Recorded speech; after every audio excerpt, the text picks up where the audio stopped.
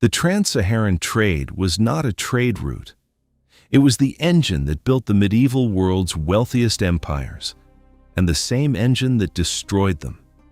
For 2,000 years, a network of roads crossed 3.5 million square miles of desert, moving gold, salt, slaves, copper, cloth, and ideas between West Africa, North Africa, and the Mediterranean.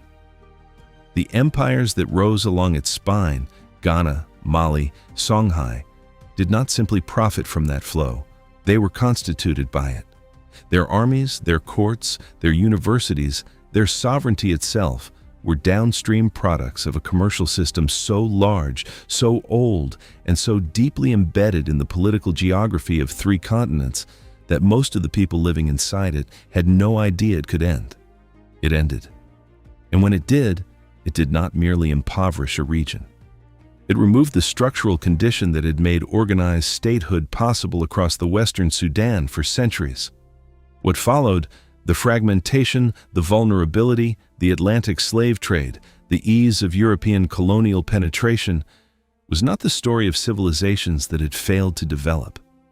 It was the story of civilizations whose foundation had been pulled from beneath them. The Trans-Saharan Trade is one of the most consequential commercial systems in human history. Almost nobody knows what it actually was. The Sahara that exists today, 3.5 million square miles of sand, rock, and thermal silence, is not the Sahara that built the medieval world. The desert as it is now understood, as emptiness, as barrier, as the defining absence at the heart of the African continent, is a relatively recent condition. Yet for thousands of years before the trade routes were laid, before the first caravan moved south from the Maghreb, the Sahara was something else entirely. It was alive.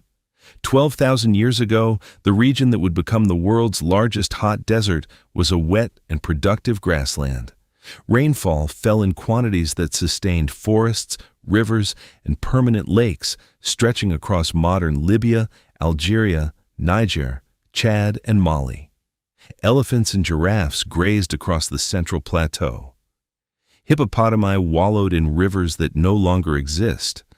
Crocodiles moved through water systems that are now buried under 50 feet of sand. The people who lived in this landscape were not desert dwellers. They were pastoralists, fishermen, and farmers spread across one of the most biologically productive environments in the ancient world. The evidence for this world is written on the rock faces of the Sahara itself. From the Tassili Niger Plateau in Algeria to the Fezzan Basin of Libya, hundreds of thousands of paintings and engravings document the life of communities who inhabited a landscape that has since vanished. Cattle move across the rock in herds, women milk them at camp, children play beside rivers. Hunters draw bows at animals that have not been seen anywhere near the Sahara for 4,000 years. The world depicted in these images is not mythological. It was real. It was abundant. And then it ended. The shift began around 5,500 years ago. The African monsoon, which had been pushing rainfall deep into the interior of the continent for millennia, began a long and irreversible retreat southward. Lakes shrank. Rivers slowed and disappeared. The grasslands dried back to scrub, then to stone, then to sand. The process was not instantaneous. It unfolded over centuries, but the direction was relentless. By 4,000 years ago, the climate of the Sahara had reached something close to what it is today. The people who had built their lives in that interior world had to make a choice: move or die. Most moved. The communities of the central Sahara drifted toward its edges, south toward the Sahel and the Niger Basin, east toward the Nile Valley, north toward the Mediterranean coast. They brought with them the knowledge, the domesticated animals, and the social structures they had developed across thousands of years of interior life. The desiccation that drove them out did not erase what they had built. It compressed it. Yet the communities that had once spread across a continent were now concentrated along its margins, precisely the margins where the trade routes would later run. What the drying Sahara left behind was not nothing. It left infrastructure.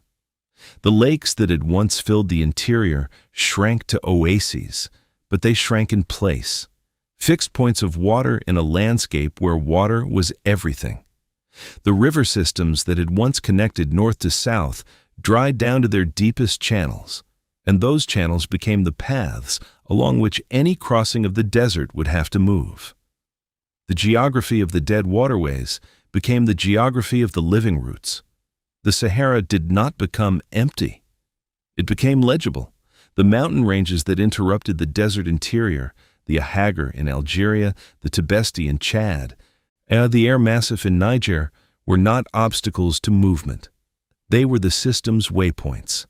At altitude, temperature dropped, condensation formed, and water collected. Around each mountain system, enough vegetation survived to support human settlement and animal grazing. The communities that remained in the desert interior, primarily the ancestors of the Tuareg and Berber peoples, organized their lives around these highlands, moving between them along routes that had been walked for generations before any commercial cargo moved along them. The dromedary camel completed the system. It had arrived in North Africa from Arabia, introduced into Egypt probably in the 9th century BC, and spreading west across the continent over the following centuries, coming into widespread regular use by around the 4th century AD. The camel was not simply a faster or stronger alternative to the horse and donkey caravans that had crossed parts of the Sahara in antiquity. It was a different category of technology entirely. A camel could carry up to 800 pounds of cargo. It could travel for 15 days without water. Its feet spread weight across sand without sinking, its body temperature regulated against heat that would be fatal to other animals, and its entire physiology operated as a water conservation system of almost implausible efficiency. With the camel, the crossing of the Sahara became economically viable in a way it had never been before. The distance between the Mediterranean coast and the Niger Bend, roughly 1,500 miles across the desert interior, was now measurable in journey time rather than in mortality. A caravan traveled approximately 20 miles a day. The full crossing took around 70 days. The oases and mountain waypoints that the desert's own geography had established now functioned as a network of resupply stations, spaced precisely as the animal's endurance required. The Sahara's internal logic, its fixed water points, its mountain highlands, its ancient riverbeds, aligned almost perfectly with what long-distance commercial movement needed. The caravans that eventually crossed this desert were not small. At the height of the trade, a single caravan could include several thousand camels. Merchants did not as a rule own the animals they used. They rented them from the Tuareg and Berber pastoralists whose families had managed the desert's interior for generations. This arrangement was not incidental. It embedded the caravan trade into the existing social and economic structures of the Sahara's permanent inhabitants, giving those communities both a stake in the system's success and a structural power within it that no external empire could easily displace. Caravans moved during the cooler months, from October to March, departing before dawn and halting in the heat of the day. They moved in columns organized by commodity, by ownership, and by the social hierarchy of the merchants involved. The Tuareg guides who led them did not navigate by landmarks in the conventional sense. The desert offered few fixed visual references, but by the stars, by wind direction, by the texture and composition of the sand itself, and by a generational knowledge of the terrain that took decades to acquire. The information carried inside a Tuareg guide's memory was as commercially valuable as any cargo the camels bore. The routes themselves were not roads in any physical sense. There were no paved surfaces, no constructed waymarkers, no engineering works of the kind that the Romans had laid across their empire or that the Chinese had built along sections of the Silk Road. What existed instead was knowledge, the accumulated, transmitted, socially encoded knowledge of which paths were passable, which oases held water in which seasons, which mountain passes were clear, and which sections of the route required supplementary water to be arranged in advance. This knowledge was infrastructure. It was as real and as commercially essential as any road. The three main arteries of the system each served a distinct geographic corridor. The western route ran from Morocco, from the commercial city of Sijil Massa, which functioned as the system's northern terminal, south through the western Sahara toward the goldfields of the Sudan. The central route connected Tunisia and the Libyan coast to the Niger Bend and the city of Timbuktu. The eastern route, the oldest of the three, ran from Tripoli through the Fezzan Basin and the Kawar oases south toward Lake Chad and the Hausa cities beyond. Each route had its own commercial character, its own dominant communities, and its own seasonal rhythms. Sijil Massa in Morocco was the northern gateway through which Mediterranean merchants entered the system. Founded in the 8th century AD, it functioned as a clearinghouse, a city whose entire purpose was the conversion of Mediterranean goods into desert cargo and desert cargo into Mediterranean goods. It held no particular strategic geography of its own. What it held was position. It sat at the exact point where the Saharan routes converged before they reached the Atlas Mountains and the Mediterranean coast beyond. To control Sijil Massa was to hold the northern key to the entire western trade. At the southern end of the routes, the Niger River functioned as the trade system's interior highway. The Great Bend of the Niger, where the river arcs northward toward the Saharan fringe before turning south again, brought navigable water within reach of the desert's edge at precisely the point where caravan traffic was arriving from the north.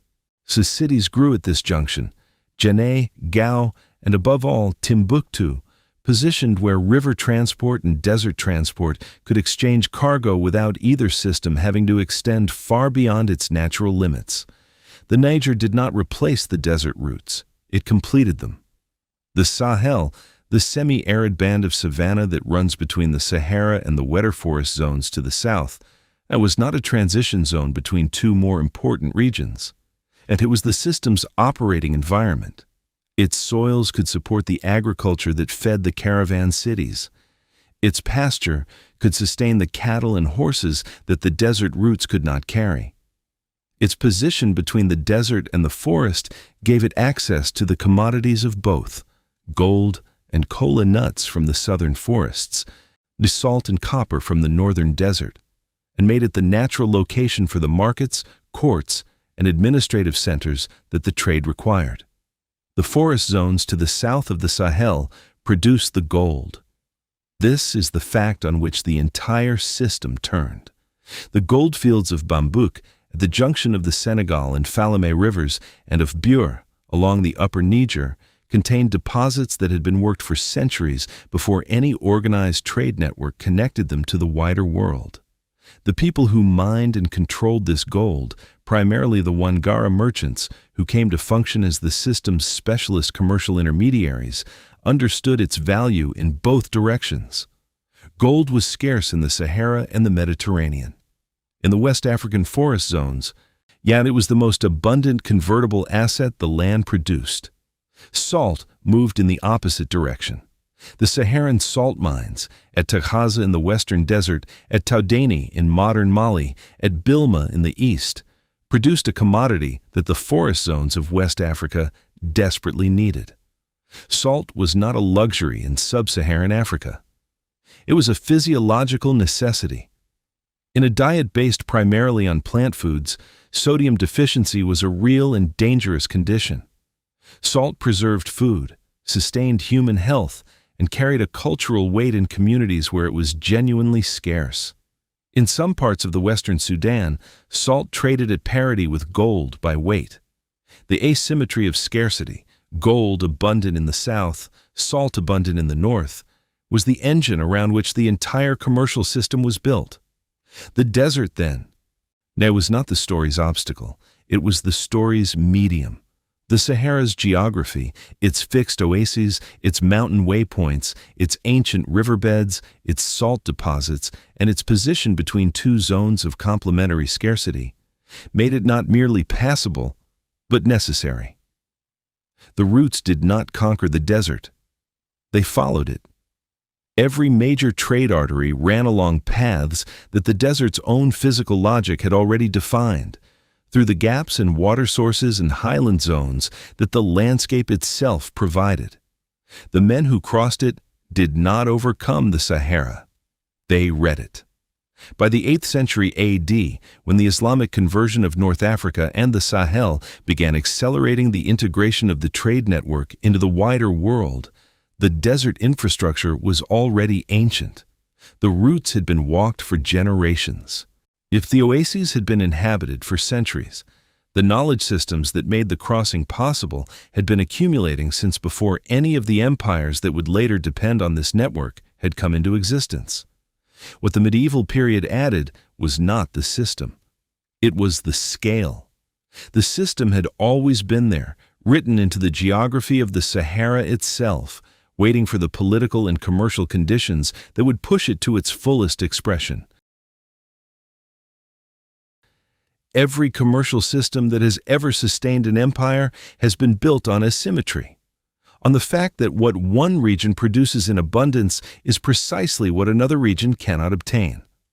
The Trans-Saharan Trade was built on the most structurally clean asymmetry in the pre-modern world. South of the Sahara, the forest zones and river basins of West Africa contained some of the richest gold deposits on Earth. North of the Sahara, and deep within the desert interior, lay salt deposits of extraordinary scale and purity. The two substances were separated by 1,500 miles of desert. Neither population could survive without what the other held. The trade that resulted was not a convenience. It was a necessity.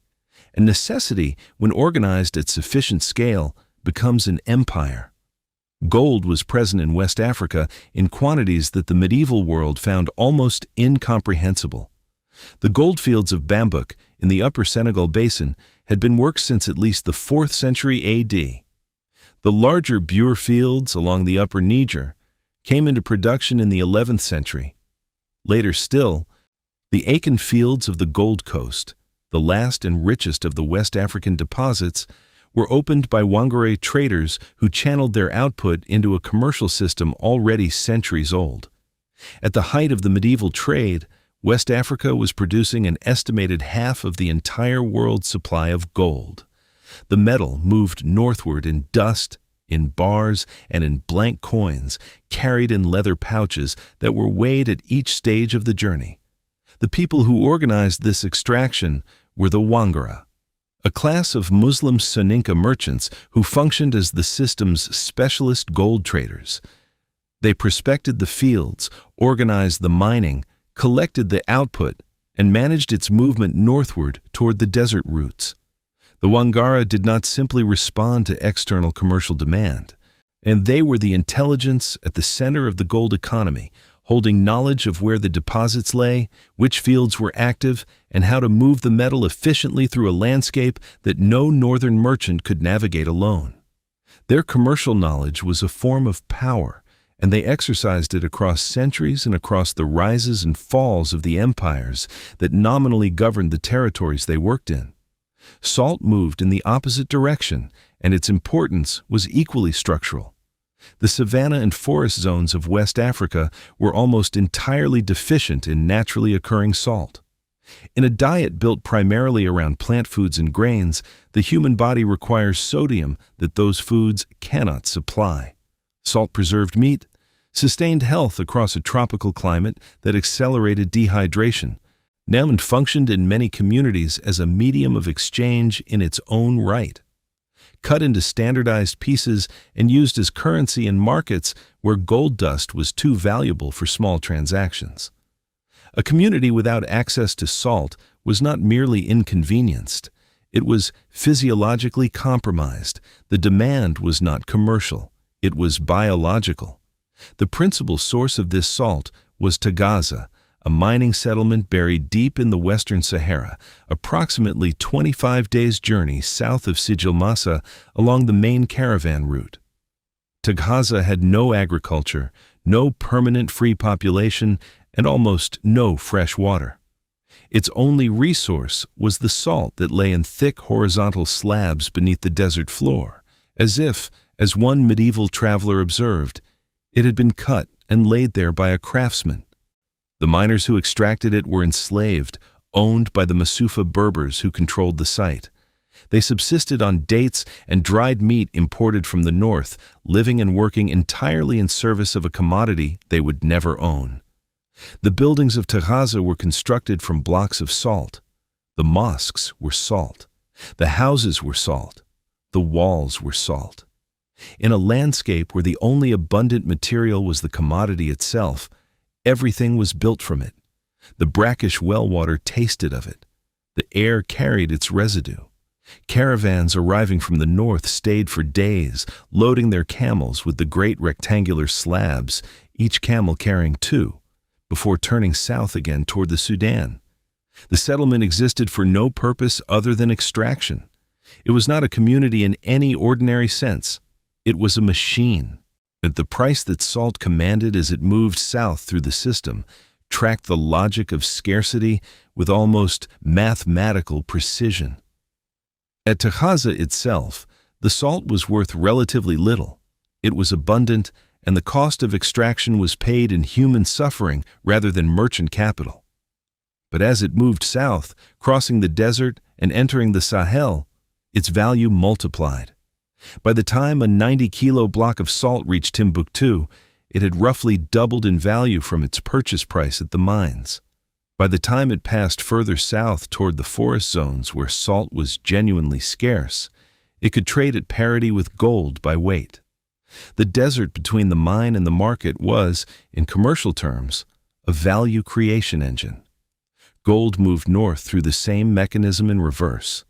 In the forest zones of West Africa, gold was the most convertible asset the land produced, but it had limited purchasing power locally because what the local populations needed most, salt, horses, fine cloth, copper goods, manufactured items from the Mediterranean world, could only arrive from the north. A man sitting on a gold deposit in the bambuk fields could not eat it, preserve food with it, or equip an army with it. Its value existed entirely in relation to the network that connected him to the people who would pay for it. Without the desert roots, West African gold was simply mineral weight. The roots were what made it wealth. The goods that moved alongside gold and salt filled out a commercial ecosystem of considerable complexity. Ivory came north from the forest zones, carried by human porters through the tsetse fly belt where no pack animal could survive, so before being loaded onto camels at the Sahel's edge. Kola nuts, mildly stimulant, long-lasting, and culturally significant across a wide swathe of West African society, moved both north and laterally across the system. Copper arrived from the Saharan deposits at Azelik and Akjujit, functioning in some markets as a subsidiary currency. Enslaved people moved in both directions, southward as specialized military labor, northward toward the Mediterranean and the Islamic world, representing the trade's most consequential and most human cargo. From the north came horses, and their importance to the political economy of the Western Sudan was difficult to overstate. The tsetse fly that rendered large sections of West Africa fatal to equine animals meant that no local breeding program could sustain cavalry forces of any scale. Yet horses had to be imported from the Maghreb and the Saharan interior, carried south by the same caravans that brought salt and copper. The rulers of the Sahel states paid for horses in gold and in enslaved people, a transaction that created one of the most direct commercial links between the Trans-Saharan Trade and the militarization of West African political competition. An empire with horses could dominate. An empire without them could not sustain territorial control against one that had them. The organizational structure of a caravan was itself a commercial institution. Merchants pooling resources to share the costs and risks of a desert crossing created partnerships that were governed by legal frameworks, underwritten by trust networks, and enforced by the social infrastructure of the Islamic community that came to dominate the trade's commercial culture. A merchant in Timbuktu and a merchant in Sijil Massa could enter into a contractual arrangement with confidence, not because any single state enforced their agreement, but because both operated within a shared legal and religious framework whose authority transcended any particular political border. Islam arrived along the trade routes as a commercial technology before it arrived as a faith. Its legal frameworks, standardized contracts, defined weights and measures, prohibition of usurious lending, codified dispute resolution, provided exactly what long-distance trade across a politically fragmented landscape most needed. A system of trust that did not depend on personal acquaintance. Two merchants who had never met, speaking different languages from different ethnic communities, could do business with one another because Islamic commercial law gave each of them confidence that the other was operating within a known and enforceable framework. The religion spread along the routes because the routes required the religion. The hawala system, the transfer of commercial value across distances without the physical movement of gold, was one of the most sophisticated financial instruments of the medieval world. A merchant in Timbuktu could deposit gold with a local agent who would send written notification to a corresponding agent in Sijil Masa or Cairo, who would then pay the equivalent value to the original merchant's representative in the north. The gold never moved. The paper moved instead. This system required literacy, trust, and a legal culture capable of enforcing written obligations, all of which the Islamic commercial framework provided. It was not a modern innovation. It was the operating system of the medieval Trans-Saharan Trade. The Berber communities of the Sahara interior, particularly the Tuareg and the Songhai, occupied a structural position in this system that no empire could easily replicate or replace. They owned the camels, guided the caravans, controlled the oases, and held the navigational knowledge that the routes required. They were not simply service providers to a trade that others controlled. They were the trade's essential infrastructure, and they exercised their position accordingly, extracting transit fees, providing armed escort, and periodically threatening the very commerce they also enabled. Yet every empire that tried to dominate the Trans-Saharan system had to come to terms with the desert communities rather than simply overriding them.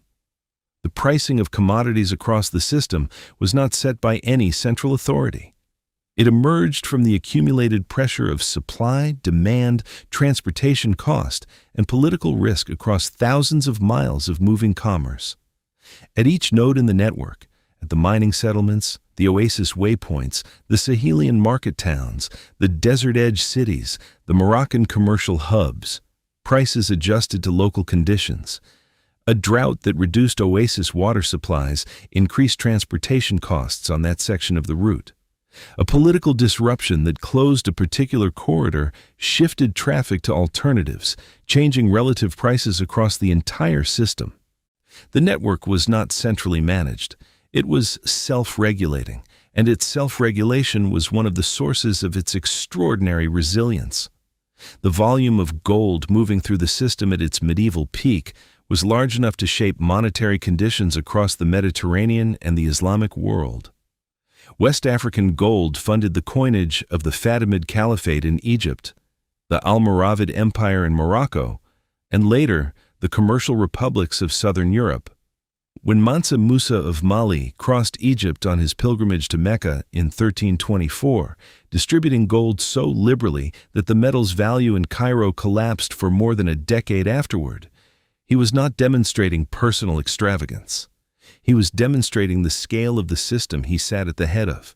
The gold he carried across Egypt was the physical expression of 2 centuries of accumulated commercial infrastructure. The Mediterranean economies needed this gold with an urgency that had no easy substitute.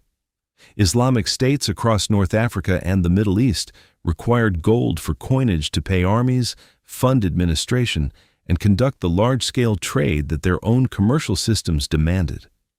Southern European economies, emerging from the relative monetary poverty of the early medieval period, needed gold to mint the coins their own expanding commerce required. The Florentine florin, the Venetian ducat, the gold coinage of the Moroccan dynasties, all of them were downstream products of the West African goldfields, refined and minted at the northern end of the desert routes that the Trans-Saharan system maintained.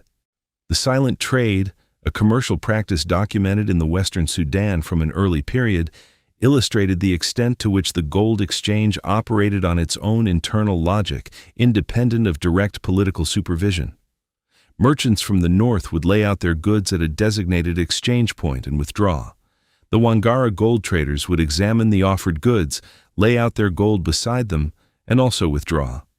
The northern merchants would return, examine the gold, and either accept the offer or adjust their own goods until an agreement was reached, all without the two parties ever meeting face to face. The mechanism was not primitive. It was a sophisticated commercial protocol designed to protect the location of the goldfields from outside knowledge, maintaining the Wangara's structural advantage within a system that many sought to penetrate.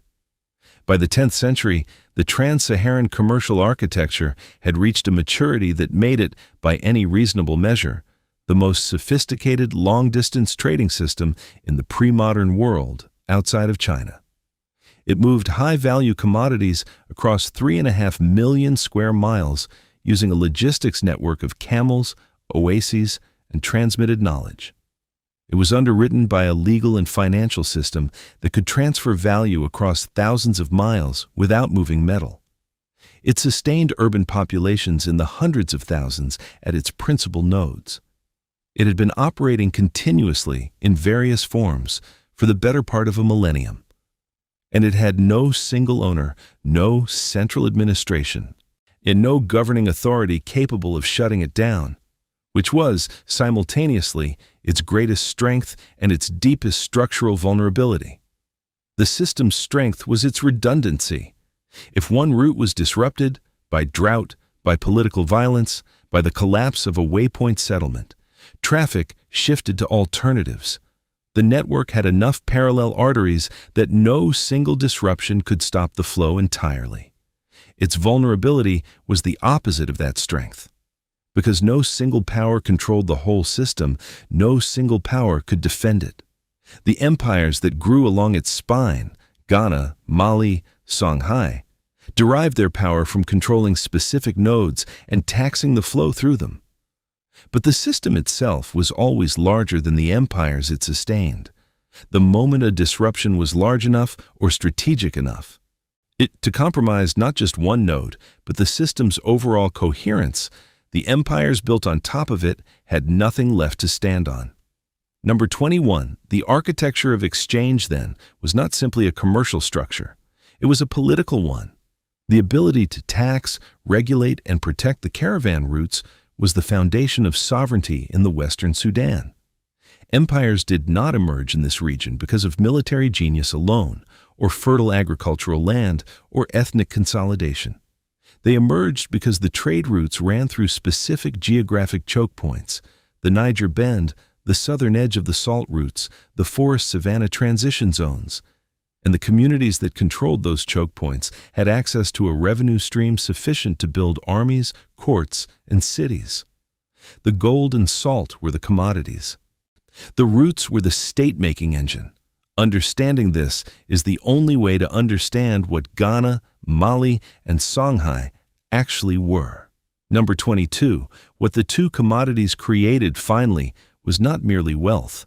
They created interdependence at a scale that locked entire populations into a single commercial fate. The salt miners of the Sahara depended on food imported from the Sudan. The forest communities depended on salt arriving from the desert. The caravan cities depended on the uninterrupted movement of both. The Mediterranean economies depended on the gold. Every participant in the system had given hostages to it. Every disruption, wherever it occurred, sent reverberations through the whole.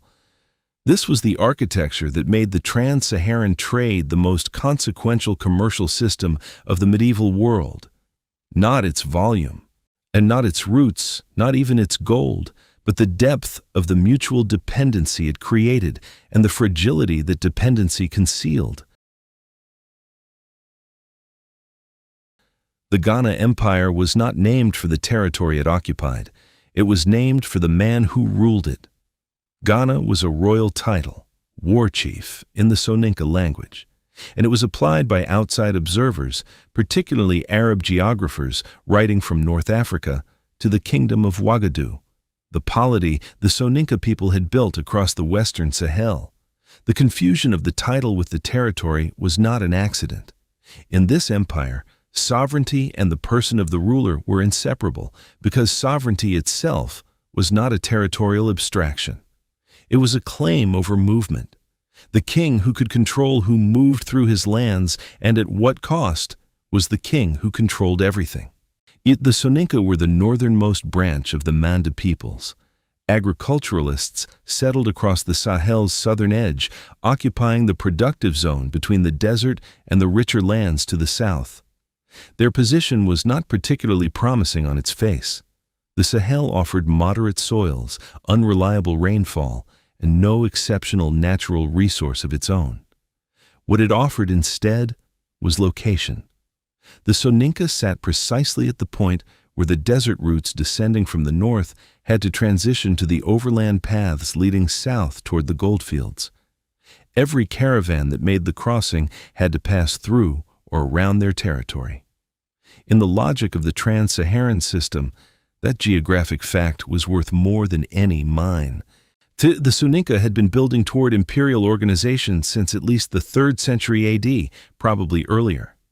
The oral traditions of the region speak of a founding ancestor, a unification of Soninka clans under a single war chief, and the establishment of a royal capital at the edge of the desert.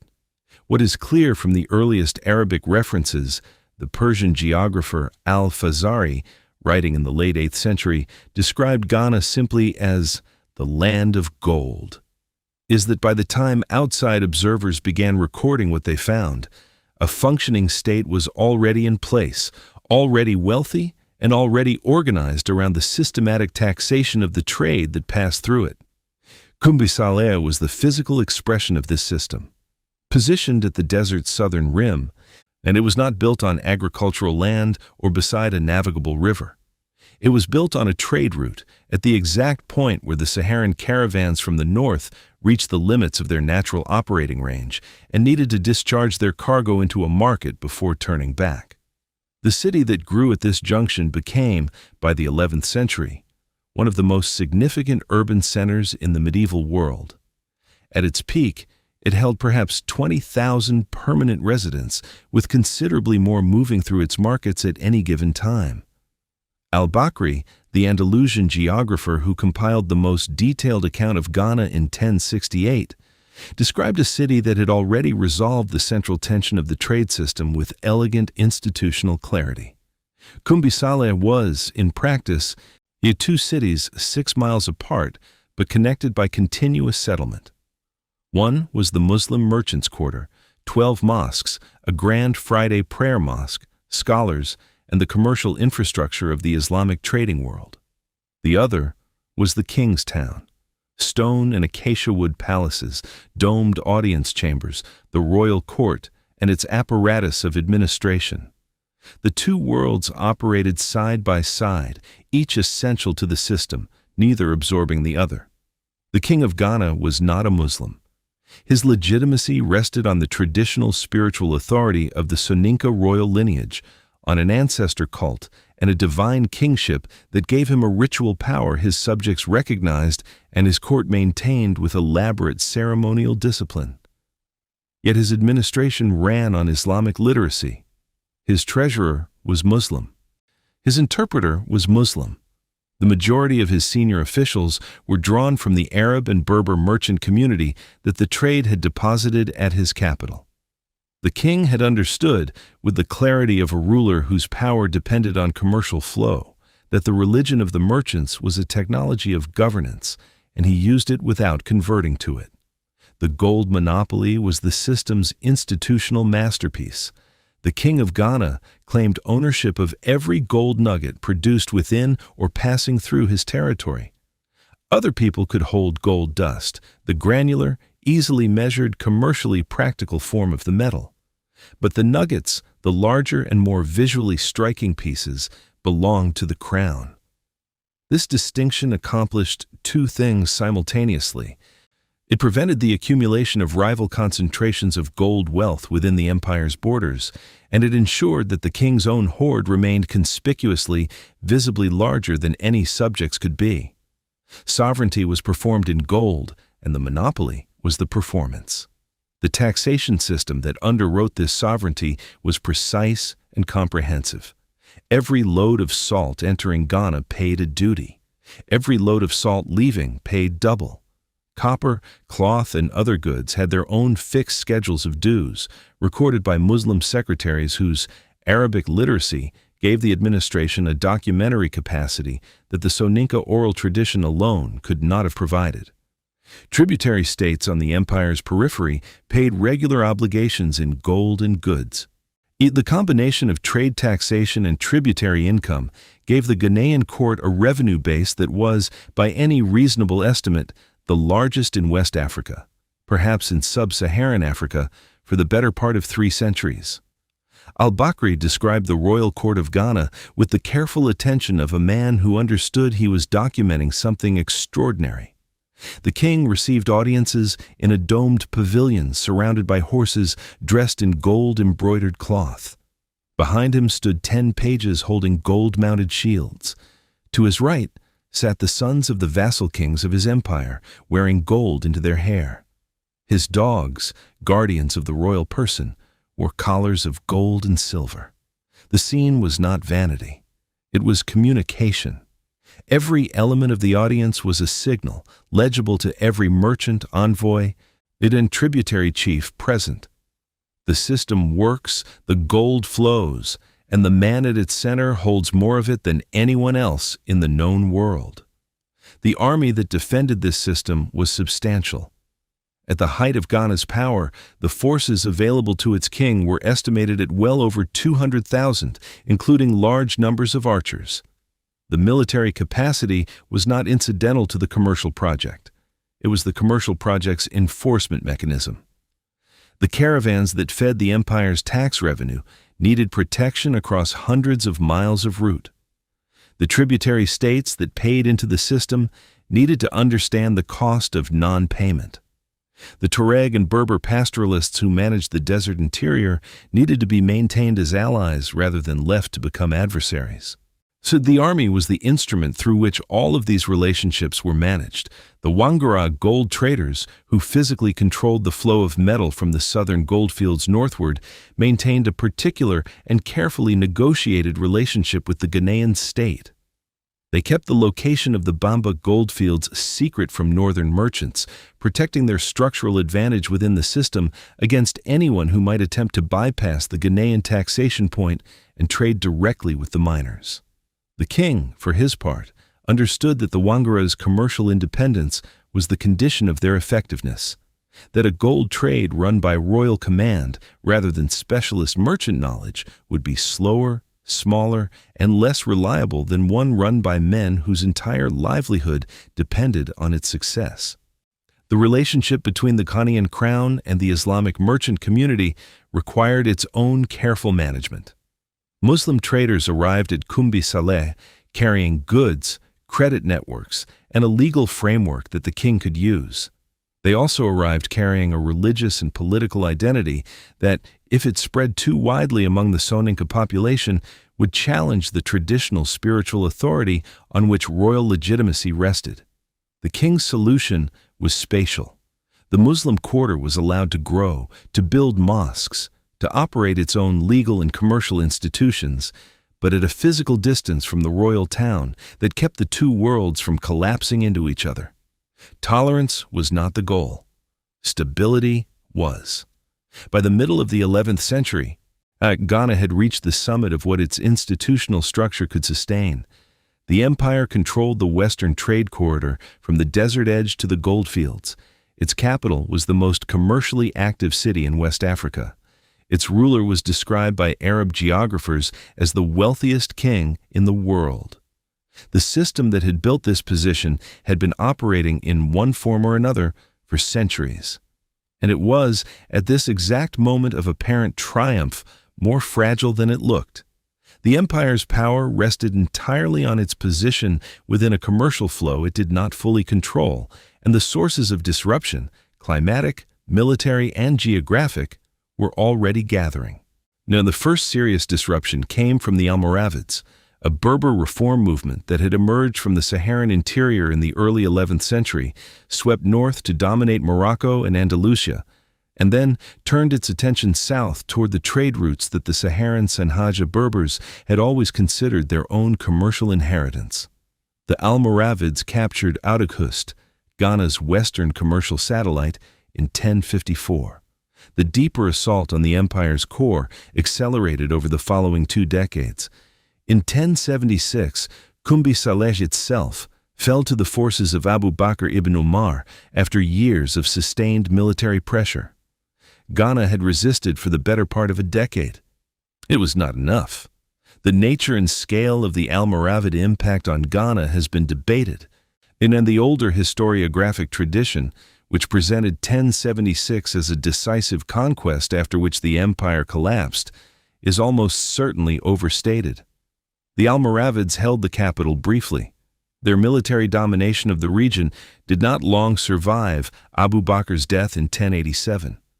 But the damage was structural rather than merely military.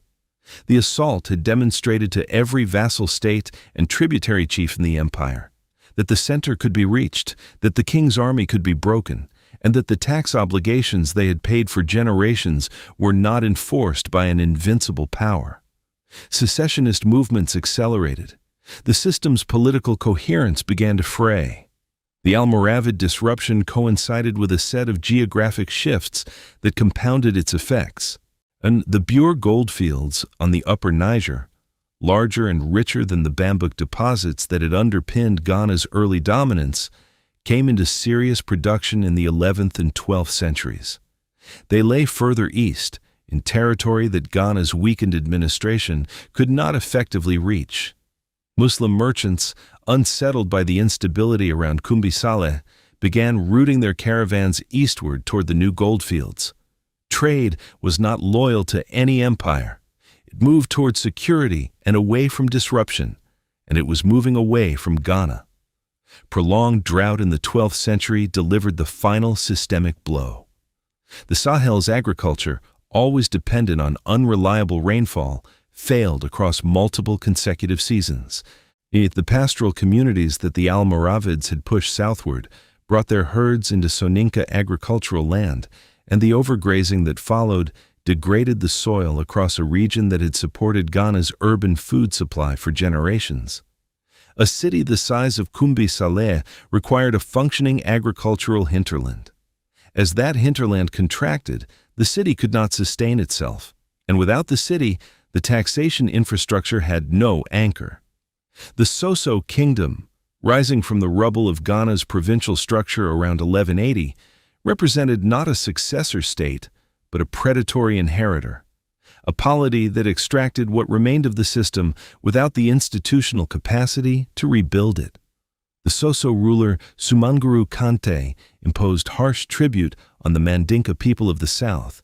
It disrupted the commercial pathways that had made the Sahelian cities viable and governed through extraction rather than facilitation. He controlled territory without understanding the commercial logic that had made that territory worth controlling. What he managed was not an empire in the Ghanaian sense. It was a protection racket operating over the ruins of one. Ghana's collapse, considered precisely, was not a defeat. No single military catastrophe ended it. No decisive battle determined its fate. What ended Ghana was the progressive withdrawal of the commercial conditions that had made it possible, the rerouting of trade away from its capital, the opening of new goldfields beyond its reach, the climatic disruption of its agricultural base, even the political fragmentation that followed from the demonstration that its power could be challenged. The empire had been constituted by the trade, and when the trade moved, the empire had nothing to fall back on. This was not a failure of Ghanaian statecraft. It was the inherent logic of the franchise model fully expressed. The lesson of Ghana, that sovereignty built on root control is only as durable as the roots themselves, was not learned by the empires that followed. Mali and Songhai would each build more sophisticated, more extensive, and more institutionally elaborate systems on the same foundation. They would each discover, at the moment of their greatest power, that the foundation was conditional. Ghana was the first proof of concept for the Trans-Saharan franchise state. That it was also the first demonstration of what happened when the franchise expired. The man who built the Mali Empire was not born to build it. Sundiata Keita was the son of a minor Mandinka chief whose kingdom had been absorbed into the Soso's expanding dominion, and the oral traditions that preserved his story describe a figure who spent his early years in exile, moving from court to court across the western Sudan, accumulating alliances and patience in roughly equal measure. What he saw during those years of displacement was a region organized around commercial routes that the Soso ruler Sumanguru Kante had strangled with tribute demands and trade restrictions. The merchants were leaving. The routes were becoming dangerous. This an economy built on movement was dying because a man at its center had decided to extract rather than facilitate. Sundiata understood what Sumanguru had failed to grasp, that the trade was the system, and the system required a protector, not a predator. The Battle of Karina, fought around 1235, settled the question of which kind of ruler the Western Sudan would have. Sundiata had assembled a coalition of Mandinka chiefdoms, former vassals of Ghana, and regional powers who had all suffered under Soso exactions. He met Sumanguru on the plain near Kulikoro and won a decisive enough victory that the Soso king disappeared from the field and from history in the same motion. The aftermath was immediate and structural. Sundiata's generals moved through the Soso territories, and 12 kings planted their spears before Sundiata's throne, the formal, physical act of submission that constituted the Mali Empire's founding compact. In exchange for their sovereignty, they received something the Soso had never offered: security, participation, and a share in the commercial flow their submission helped protect.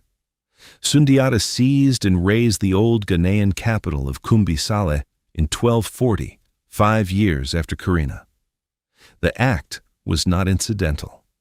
It was a deliberate erasure of the previous system's symbolic center, a signal that the franchise had changed hands and would not be restored on the old terms.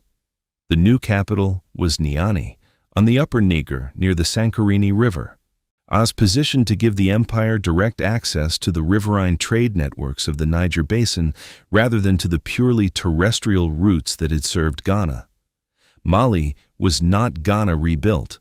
It was Ghana replaced on different ground with a more expansive commercial logic. The empire that Sundiata founded was, at its full extension under later rulers, the second largest in the world. It stretched from the Atlantic coast in the west to the Great Bend of the Niger in the east, encompassing the headwaters of both the Senegal and Niger rivers, and controlling access to every significant goldfield the western Sudan contained. At its height, it covered more than 1.2 million square kilometers, a territory larger than Western Europe, governed from a capital that most of the people living within the empire's borders would never see. The administrative architecture that held it together was, by the standards of the medieval world, sophisticated almost beyond comparison. Governance in the Mali Empire operated through a layered structure that allowed considerable local autonomy while maintaining the central revenue flows on which imperial power depended.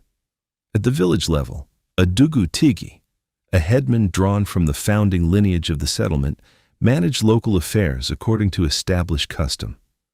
At the provincial level, a Diamani Tigui governed with significant independent authority.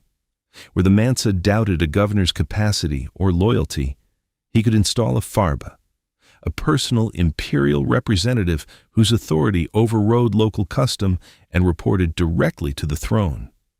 The system was not bureaucratic in the modern sense. Next, it was a layered franchise, with the Mansa at the center collecting revenue and providing security, while the intermediate layers managed the specifics of governance. Unlike Ghana, Mali was a Muslim empire from its institutional foundations. Sundiata's relationship with Islam was complex.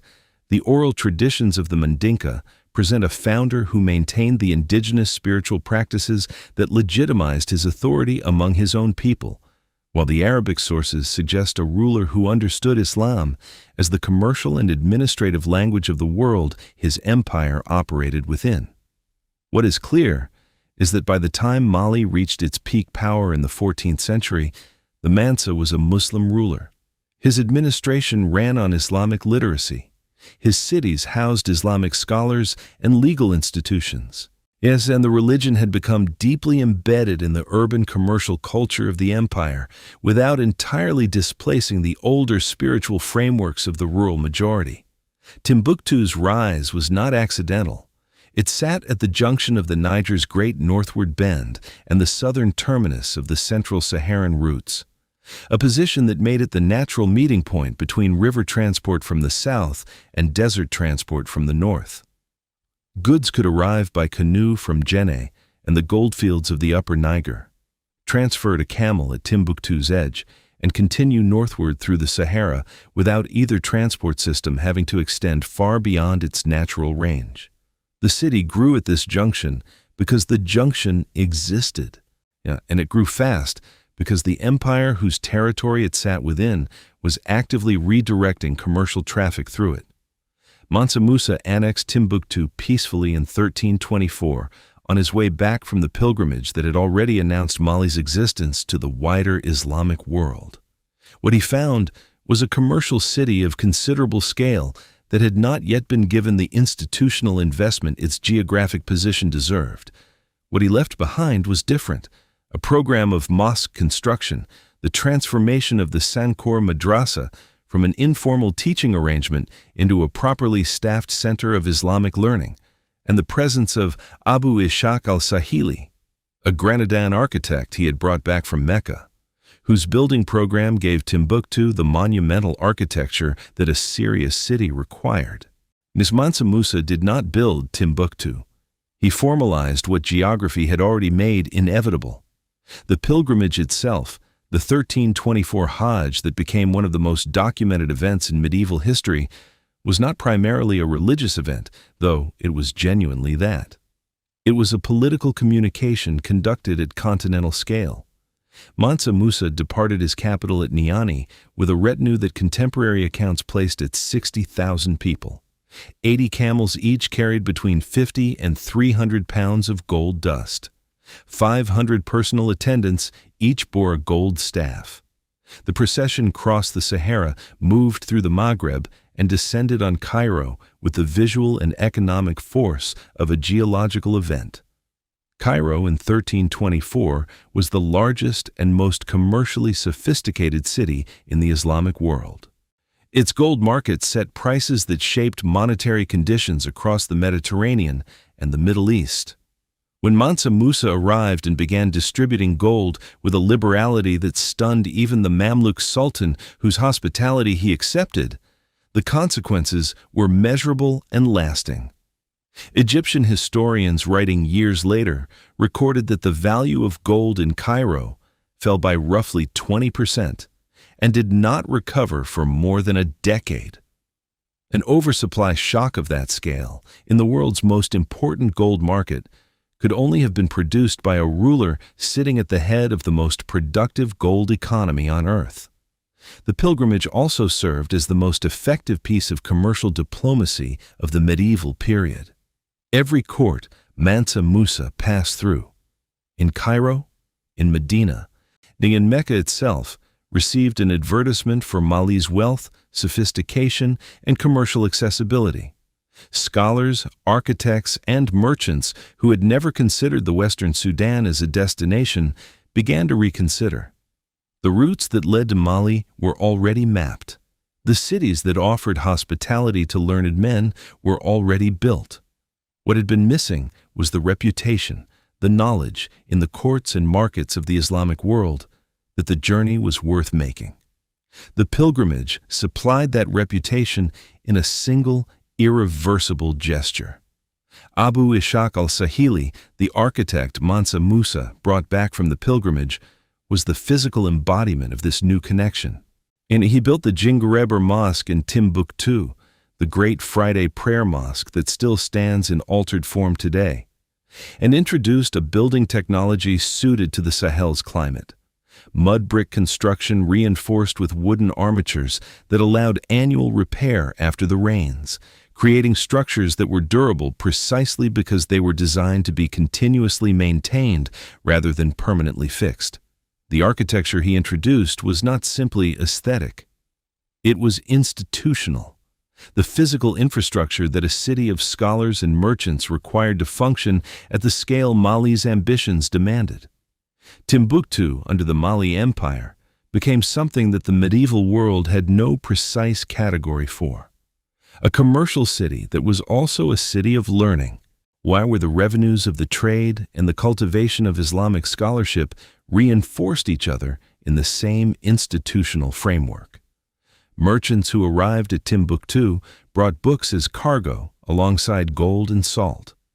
Scholars who came to study stayed to trade. The city's educational institutions were not separate from its commercial life. They were an expression of it, funded by the same wealth, attracting the same international traffic, and producing the same kind of cosmopolitan, literate, legally sophisticated community that the trade required to function at its highest level.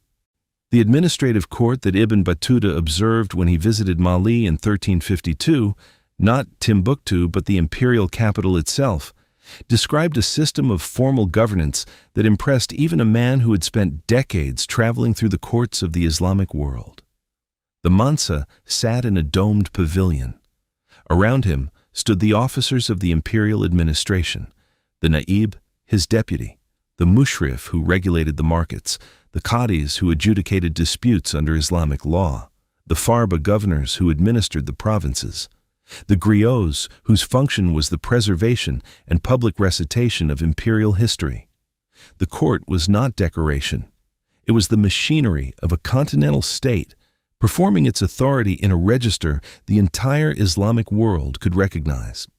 The security of trade within Mali's borders was one of the empire's most commercially significant achievements. Ibn Battuta, who was not easily impressed and whose account of Mali contains notable criticisms of local customs, was unambiguous on this point. A traveler could move through the empire's territory with no fear of being robbed. An Arab merchant's money, left unattended at a way station, would still be there when he returned. This was not a description of an ideal. It was the reported experience of a man who had traveled to every corner of the Islamic world and understood precisely how rare the condition he was describing actually was. Safe roads were productive roads, and productive roads were the empire's revenue base. Mali's Islam was not the same Islam practiced in Cairo or Fez. And the Arabic observers who documented the empire understood this clearly. The Mansa maintained traditional animist practices alongside the formal institutions of Islamic governance. Rural communities throughout the empire continued the religious frameworks they had always known. Women in Mali's commercial cities moved freely in public, participated in trade, and interacted with foreign men in ways that shocked Ibn Battuta and intrigued every outside observer who documented them. The empire had absorbed Islam as a governance technology and a commercial language without surrendering the cultural practices that held its diverse population together. The synthesis was not incoherence. It was the deliberate policy of rulers who needed both. The Catalan Atlas of 1375, the most comprehensive map of the known world produced in medieval Europe, placed Mansa Musa at the center of West Africa, enthroned, holding a gold nugget, surrounded by the camel routes that connected his empire to the Mediterranean. European cartographers had never mapped this region in detail before. They mapped it now because the pilgrimage of 1324 had made it impossible to ignore. The image of a West African king holding gold, rendered by a Majorcan cartographer 50 years after the event that had made him famous, is perhaps the clearest measure of what the pilgrimage had accomplished. It had inserted Mali permanently into the geographic imagination of the medieval world. The decades after Mansa Musa's death in 1332 saw the empire contract slowly from its outer edges. Provincial governors became more difficult to control. Tributary states tested the limits of imperial authority. The Tuareg, who had always maintained their own interests within the trade system, recaptured Timbuktu in 1433 and held it for the better part of 2 decades. These were not catastrophic losses in themselves.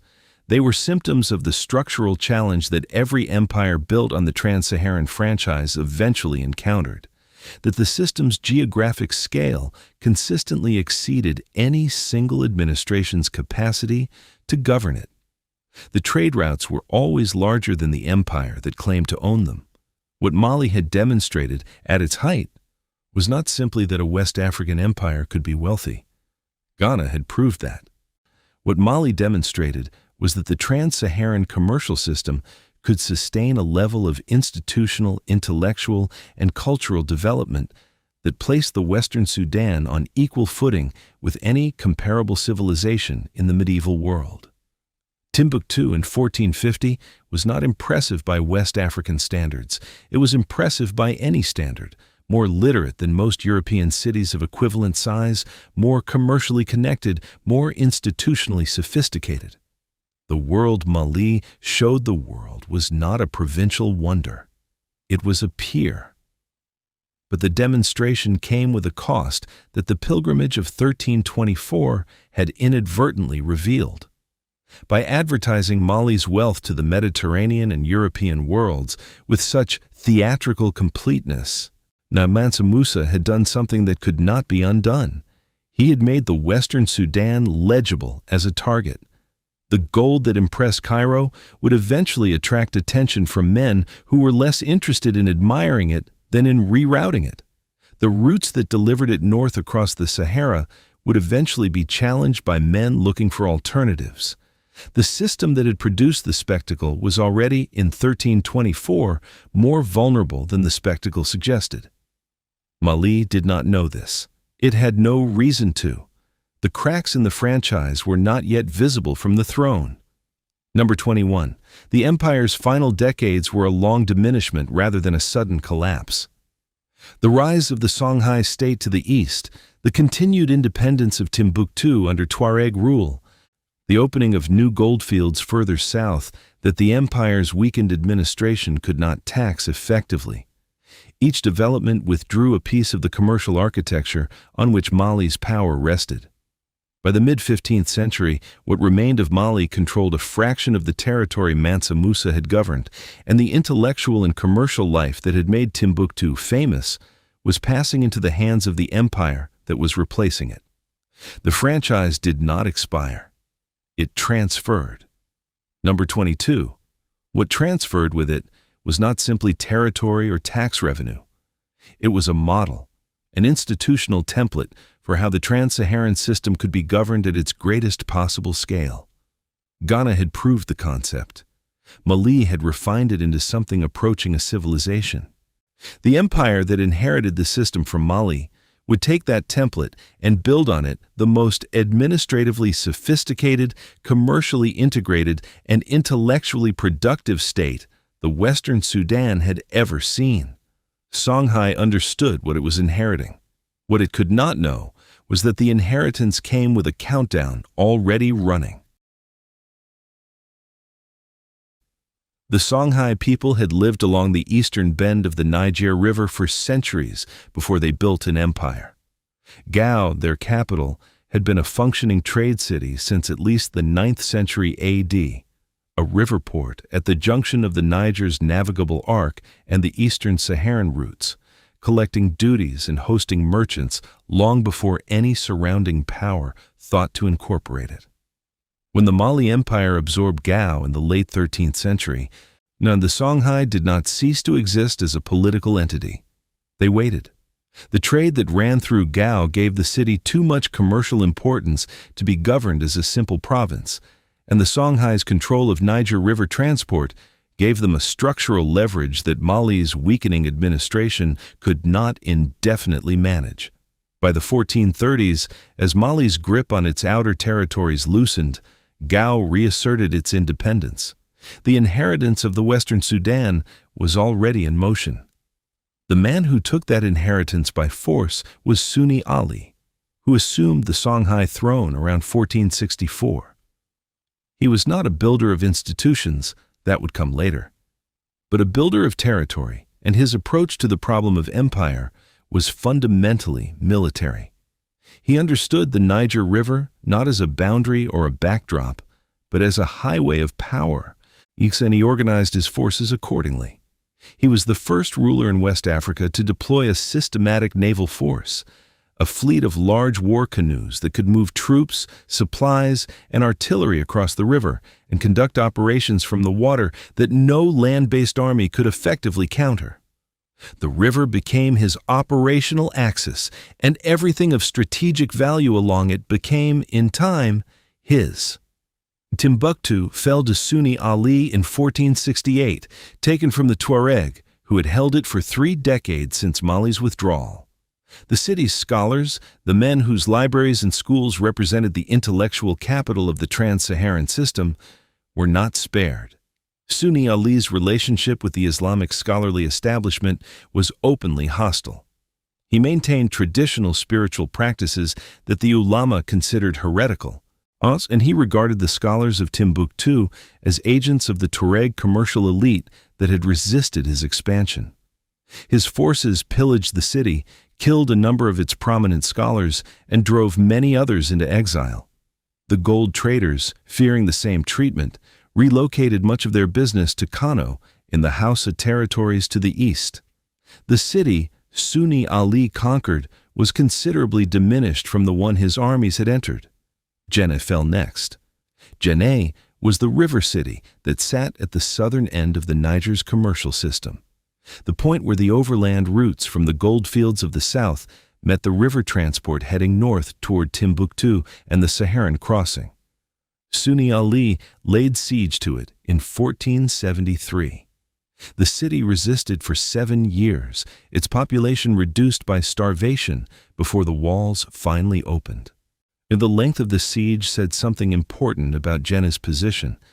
This was a city that believed itself worth defending to the last reserves of its food supply, and the attacker believed it worth 7 years of sustained military commitment.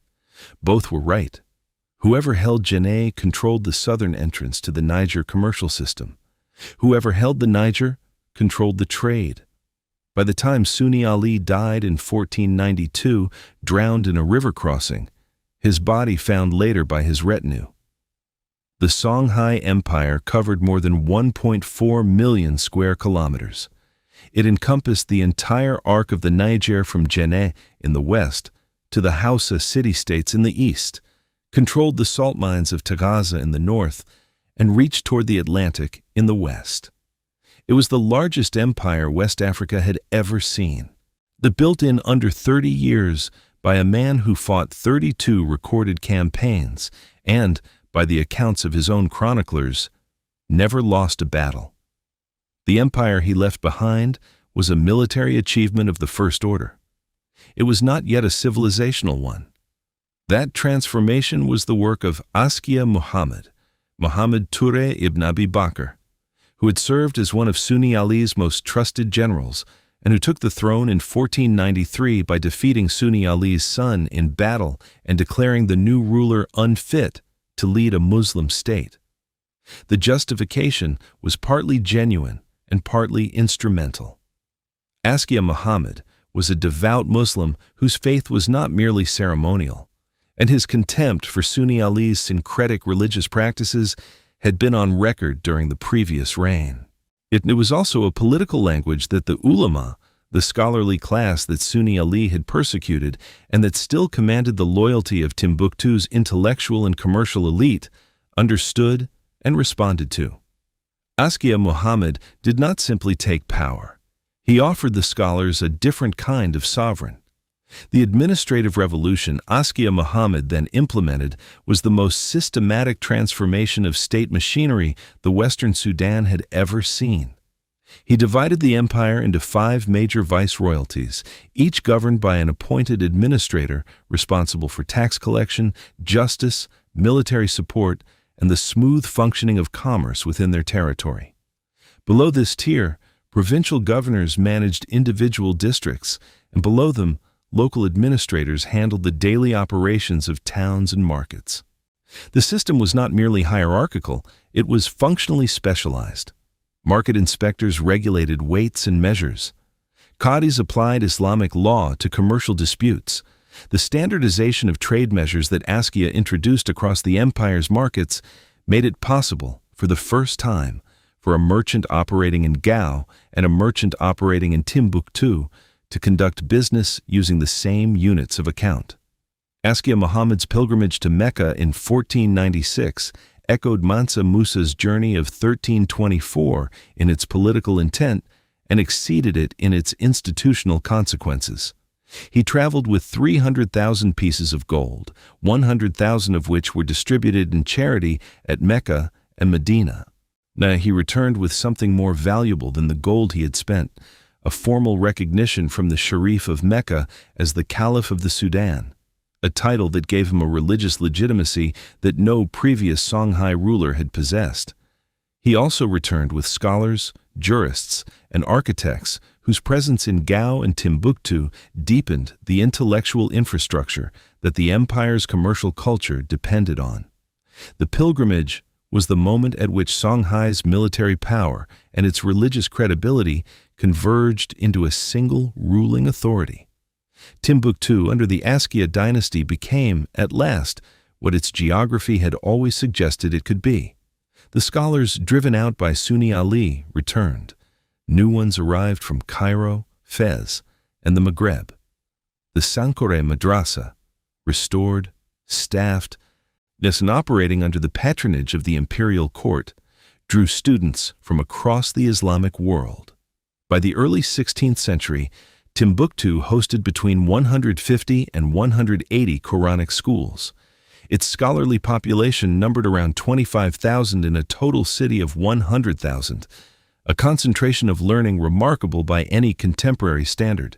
When Leo Africanus, the Moorish traveler and geographer, visited in the early 1500s, he reported that books imported from North Africa were the most profitable commodity in the city's markets. A city where manuscripts outsold gold was a city that had achieved something new. The intellectual life of Timbuktu at its peak was neither provincial nor derivative. Its scholars did not merely receive and transmit the learning of Cairo and Fez. They produced original work across an astonishing range of disciplines. Law, theology, medicine, astronomy, mathematics, grammar, history, and philosophy all had active practitioners in the city's schools and private libraries. The correspondence networks that Timbuktu's scholars maintained with their counterparts in Egypt and the Hijaz were the intellectual equivalent of the commercial networks that the Wangara maintained for gold, a web of exchange that connected the Western Sudan to the centers of global knowledge and brought that knowledge into productive relationship with the specific conditions of West African life. The private library was the institution at the heart of this intellectual world. The Timbuktu's scholarly elite maintained personal collections that dwarfed anything comparable in most of the contemporary Islamic world. Ahmed Baba al-Timbukti, the city's most prolific scholar who authored more than 70 works in Arabic across law, biography, grammar, and philosophy, later complained to the Sultan of Morocco that his captors had seized 1,600 books from his personal collection and noted that this represented the smallest library of any of his scholarly acquaintances. The casual scale of that loss, 1,600 volumes as the minimum standard of a serious scholar's collection, describes a city whose relationship to written knowledge was institutional rather than exceptional. Askia Daoud, who ruled from 1549 to 1583 and represented the high watermark of the Askia dynasty's cultural patronage, It extended the imperial commitment to scholarship to a degree his predecessors had not matched.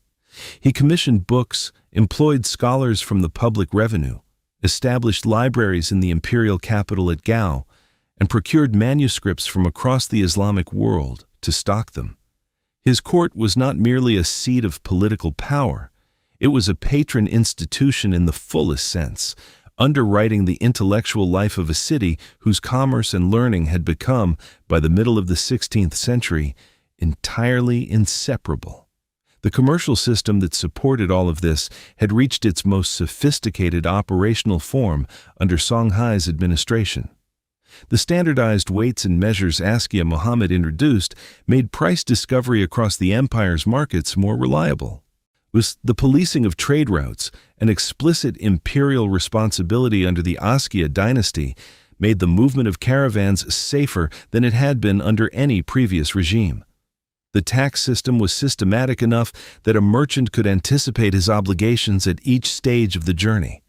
Leo Africanus, observing Gao at the empire's peak, described a city whose ruling merchants were extraordinarily wealthy, whose markets were continually crowded, and whose commercial life gave the impression of a system operating at the limit of its capacity.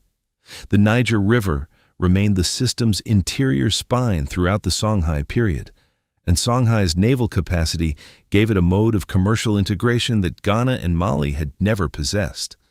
River canoes moved bulk cargo: grain, dried fish, salt slabs. This cotton cloth between the empire's cities at a fraction of the cost that overland transport required. The river connected Djenné's southern markets to Timbuktu's Saharan exchange point to Gao's eastern commercial hub in a continuous flow that the camel routes supplemented but could not replicate. The empire's geography, read correctly, was a distribution network, and Songhai's military control of the entire navigable arc of the Niger was also, simultaneously, control of West Africa's most efficient logistics system. The Hausa city-states to the east, Katsina, Kano, Zaria, Gobir, presented a different kind of commercial challenge from anything the previous empires had managed. They were not simply territories to be taxed.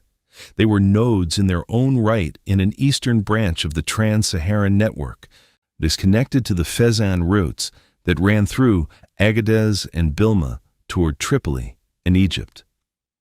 Askia Muhammad's military campaigns into Hausa land in the first years of the 16th century were not conquest for its own sake. They were an attempt to extend Songhai's commercial jurisdiction into the eastern corridor, to bring the Tripoli routes under the same administrative umbrella as the western Moroccan ones. The empire reached its greatest territorial extent, stretching from the Atlantic to what is now northern Nigeria, precisely because the logic of the trade system demanded it. The tension that had always existed at the heart of the Trans-Saharan franchise, between the system's need for security and any single empire's incapacity to govern the full geographic extent of the routes, was visible in Songhai, just as it had been in Ghana and Mali. The empire's western edges, where the routes approached the Atlantic and where Portuguese ships had been appearing on the coast since the 1440s, were already yielding some of their commercial traffic to maritime alternatives.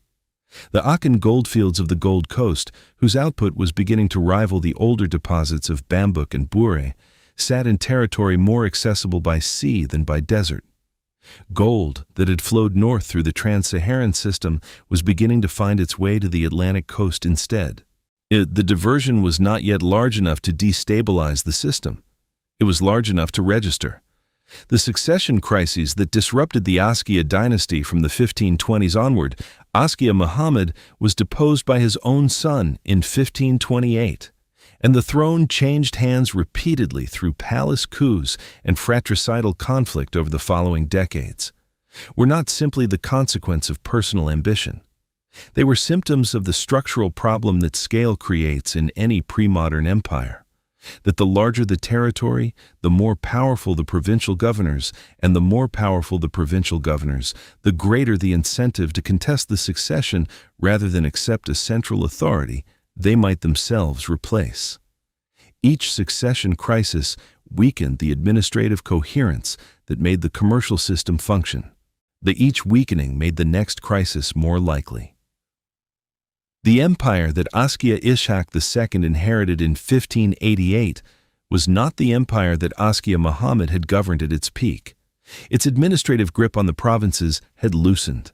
Its military capacity had been degraded by decades of internal conflict.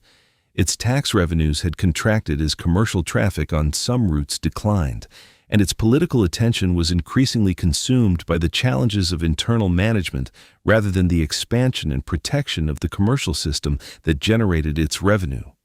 A man watching from the north, a man in Morocco with an army, an ambition, and a new technology, could see what the empire's own rulers had difficulty admitting to themselves, that the franchise was vulnerable in a way it had not been for a century. What Songhai had built, and at its height, was the fullest possible expression of what the Trans-Saharan commercial system could support. It was the largest empire West Africa ever produced. It had the most sophisticated administrative apparatus. It had the deepest integration of commercial and intellectual life. Its capital cities were among the most cosmopolitan in the medieval world, and it had done all of this by perfecting, over the course of a century, the franchise model that Ghana had invented and Mali had refined. The system worked. It had always worked. The question that would determine everything that followed was not whether the franchise could be sustained. It was whether the world around it would let it be. The answer came from two directions simultaneously, one from the north, carrying gunpowder, and one from the Atlantic coast, carrying a different model of commercial organization entirely. Either disruption in isolation might have been survivable. Together, they were not a challenge to the Songhai Empire. They were the end of the world that had made the Songhai Empire possible. The man who decided to send an army across the Sahara was Ahmad al-Mansur, Sultan of Morocco, and the decision was driven by a problem he could not solve any other way. In 1578, Morocco had repelled a Portuguese invasion at the Battle of Alcácer Quibir, a victory so costly that it had left the Saadian treasury on the edge of bankruptcy. The defenses, the armies, the political consolidation that followed, all of it had been paid for with borrowed wealth the kingdom did not possess. Ahmed al-Mansur needed gold. He had looked at the map of West Africa and had heard the accounts of Timbuktu's wealth and drawn a conclusion that was strategically straightforward and geographically catastrophic. The gold lay south of the Sahara, and he would send men to take it. The problem with this reasoning was its most basic assumption. Ahmad al-Mansur believed that the Songhai Empire sat directly on top of gold mines, that its wealth was extractable in the way that a mine is extractable, by occupying the ground and putting men to work. What the Songhai Empire actually sat on top of was a commercial system. Its gold came from goldfields hundreds of miles to the south, moved north through a network of Wangara traders whose operations were invisible to any occupying army, taxed at administrative choke points that required the cooperation of the local population to function. Yet you could not conquer a franchise. You could only disrupt it. Ahmad al-Mansur did not understand this distinction, and the consequences of that misunderstanding would outlast his dynasty. His advisors understood it well enough to object. Several of the most senior figures in the Moroccan court argued that the invasion was legally prohibited, that Islamic law forbade waging war against a fellow Muslim state, and practically unhinged given the logistical demands of crossing the world's largest desert with a military force. Ahmad al-Mansur dismissed the objections. In October 1590, he dispatched Juder Pasha, a Spanish Muslim who had been captured as a child and raised in the Moroccan court, at the head of a force of approximately 4,000 men, 1,500 cavalry, 2,500 infantry equipped with arquebuses, 8 English cannons, and a supply train of 8,000 camels. The army crossed the Sahara in 4 months. It arrived at the Niger Valley in February 1591, having lost an unknown but substantial portion of its strength to the desert crossing. Judar Pasha raised the salt mines at Tagaza on the way south, the first act of the campaign, and in retrospect, its most symbolically significant one. Tagaza was not a military objective in any conventional sense. It had no garrison worth mentioning, no strategic fortification. What it had was function. It was the central node of the salt supply that ran through the entire Trans-Saharan system. Destroying it was not a blow against Songhai's army. It was a blow against the system's operating logic, and it sent a signal southward that the column following it was not interested in capturing the infrastructure of the trade. It intended to break it. Askia Ishaq II, who had ruled Songhai for only 2 years before the invasion and inherited a throne weakened by the succession crises of the previous decade, assembled a force that most accounts estimate at between 30 and 40,000 men. He understood the technology difference well enough to attempt a tactical workaround. He drove a herd of cattle before his advancing army at the Battle of Tondibi on March 13, 1591, hoping that the dust cloud would conceal his forces until they could close with the Moroccan lines and neutralize the firearms at close range. The cattle stampeded when the arquebuses fired. They turned back into the Songhai ranks, and the charge they were meant to cover collapsed into confusion. The Moroccan volley fire and artillery completed what the stampede had begun. The Songhai army broke. Askia Ishaq II retreated south with what remained of his forces, and the Moroccan column advanced on Gao. The capital had already been evacuated by the time Judar arrived. He found a city largely emptied of its population and stripped of the portable wealth that the court and the merchants had carried with them. The gold mines Ahmad al-Mansur had imagined sitting beneath Gao's foundations were not there. They had never been there. The wealth of the Songhai Empire existed in the movement of goods through its markets, and the people who managed that movement had departed before the Moroccans entered the gate. Judar moved on to Timbuktu, and then Jenne, sacking each in turn. The looting was real but modest relative to the expectations the campaign had generated. Ahmad al-Mansur, receiving the reports from the south, grew frustrated. He replaced Judar with a series of successors who pursued the remnant Songhai forces through the bush with diminishing effectiveness and increasing brutality.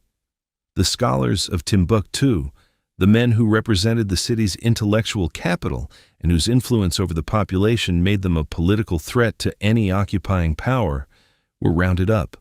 In 1593, the new Moroccan commander deported several dozen of the city's most prominent scholars to Marrakesh. Among them was Ahmed Baba, the greatest scholar West Africa had produced in that century, who arrived in Morocco in chains, having lost the 1,600 books that constituted the smallest library in his circle of acquaintance. The deportation of the scholars was the invasion's most consequential act, and the one that the Moroccan commanders probably understood least. The scholars of Timbuktu were not simply learned men. They were the human infrastructure of the city's commercial culture, the jurists who adjudicated disputes, the notaries who authenticated contracts, the teachers whose students formed the educated commercial class that the trade required to function. Removing them did not simply impoverish the city intellectually. It removed the institutional trust framework that made Timbuktu's markets work. Merchants who depended on that framework began redirecting their operations. The city did not stop functioning overnight. It began instead a slow withdrawal from the commercial centrality it had held for 2 centuries. The Moroccans discovered quickly what the Almoravids had discovered 5 centuries earlier, and the Romans had learned repeatedly in their own empire, that controlling a city is not the same as controlling a system, and that a system whose value exists in movement cannot be held by garrisoning its nodes. The Songhai, forces they could not destroy, retreated into the countryside and conducted a guerrilla war of attrition that tied down Moroccan troops and prevented any extension of effective control beyond the walls of Timbuktu and Gao. The Moroccans were increasingly confined to urban centers governed by martial law. The countryside was ungovernable. The trade routes that connected the cities to the desert and to the south continued to carry commerce. But with less security, higher risk, and smaller volumes than before. And the system was not dead, it was contracting. Ahmad al-Mansur died in 1603 without having extracted the gold he had imagined beneath the Sudan soil. The dynasty he left behind fractured almost immediately into competing branches, and the connection between Marrakesh and the military occupation of the Niger Valley became increasingly nominal. By 1612, the Moroccan soldiers garrisoning Timbuktu, men whose original connection to Morocco was already a generation old, who had intermarried with local women and built local lives, declared their independence from both the Saadian throne and its successors and elected their own commander. They called themselves the Arma. They ruled a territory stretching roughly from Gao to Jenne, and they held it not as an extension of a continental commercial system, but as a local military oligarchy, extracting what it could from a region whose productive capacity was declining with every year of political fragmentation. The Atlantic disruption had been underway since before the Moroccan invasion, and its logic was structurally different from anything the Trans-Saharan system had previously encountered. In 1471, a Portuguese fleet sponsored by the Lisbon merchant Fernão Gomes reached the coast of what is now Ghana and established contact with the goldfields of the Akan region, the same fields whose output had been feeding into the eastern branches of the Trans-Saharan network. In 1482, the Portuguese built Elmina Castle on the Gold Coast, a fortified trading post whose name, from the Portuguese for the mine, expressed exactly what its builders understood they had found. West African gold was now reachable without crossing the Sahara. The commercial logic of the Atlantic routes was devastating to the Trans-Saharan system, not because it offered a cheaper crossing, but because it offered a fundamentally different value proposition. The desert crossing imposed costs at every stage: the camels, the guides, the oasis fees, the desert taxes, the Saharan intermediaries who took their cut at each node in the network. The Atlantic route offered European ships that could carry vastly larger volumes at lower unit cost, with no intermediate taxing points between the West African coast and the European or Atlantic markets that wanted the gold. A Wangara merchant in the Akan goldfields who could sell directly to a Portuguese factor at Elmina received more for his gold than the same gold would yield after passing through the Trans-Saharan system's chain of intermediaries. The diversion began slowly and accelerated. In the first decades after Elmina's founding, the Trans-Saharan system still carried the majority of West African gold northward. The Portuguese volumes were significant, but not dominant. By the mid-16th century, the balance had shifted. Portuguese ships were handling hundreds of kilograms of gold annually from the Gold Coast alone. The gold that had once reached the Mediterranean via Timbuktu and Sijil Massa was reaching Lisbon and Seville by sea instead. The North African merchants who had built their commercial infrastructure around the northern terminus of the desert routes found their position eroding. The system had not been broken from within. It was being bypassed from without. The two disruptions, the Moroccan invasion from the north and the Atlantic shift from the west, intersected in the Niger Valley in the 1590s with consequences that neither force alone could have produced. The invasion destroyed the political coherence of the region that had managed the system's southern nodes.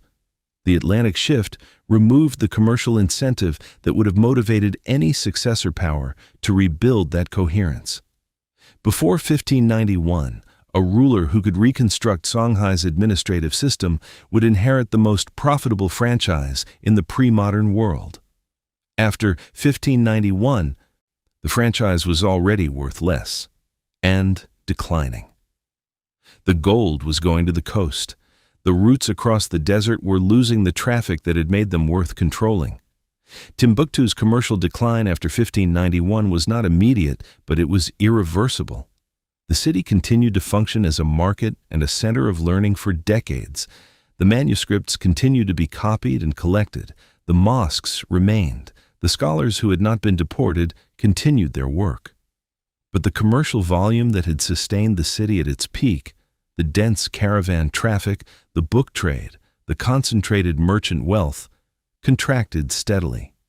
The Arma garrison that nominally governed it provided security of a kind, but the brutally extractive security of a military occupation rather than the facilitative security of an empire that had understood its own revenue model. Merchants who could route around Timbuktu began to do so. The Saharan interior did not recover the political coherence the Songhai Empire had provided. The Tuareg communities that had always managed the desert routes maintained their operations in reduced form, but without the stable Sahelian states that had provided markets at the southern end, the route's commercial rationale contracted. Caravans continued to cross the Sahara after 1591. They would continue for centuries in diminished form. But the dense, high-volume, institutionally supported traffic of the Trans-Saharan system's peak period was gone. The infrastructure of knowledge, trust, an organization that had made the crossing commercially viable at scale had been embedded in the empires that the invasion had destroyed.